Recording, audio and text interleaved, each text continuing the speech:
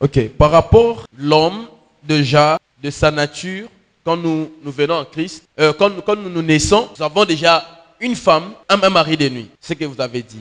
Ceux qui sont les maris de nuit.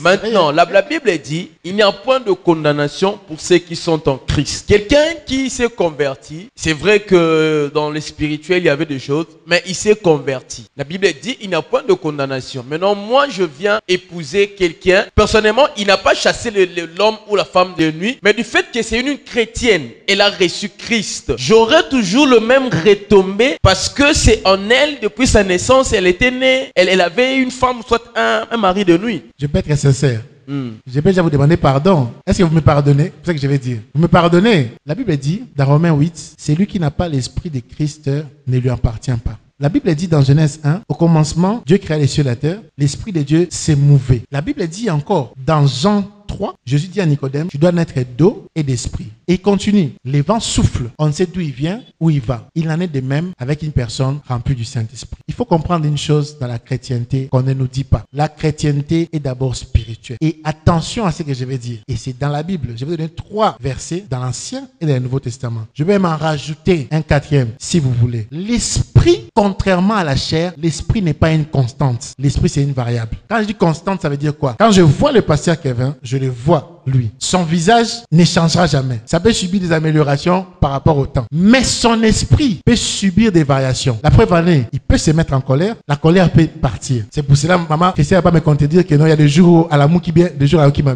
C'est ça, non? C'est l'esprit. Pourquoi j'ai dit ça? Naître de nouveau, on reçoit Christ, on est d'eau et d'esprit, mais c'est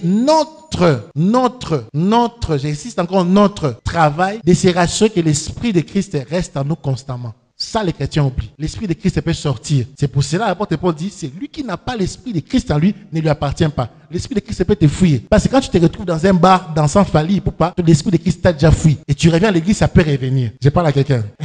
Je parle à quelqu'un.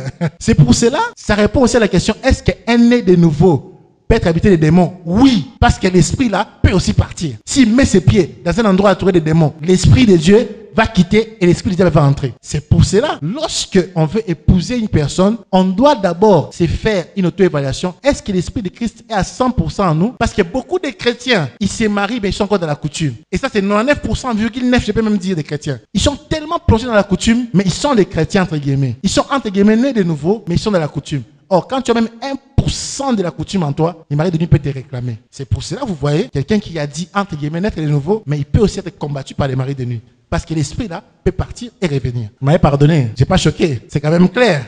C'est quand même clair. Voilà.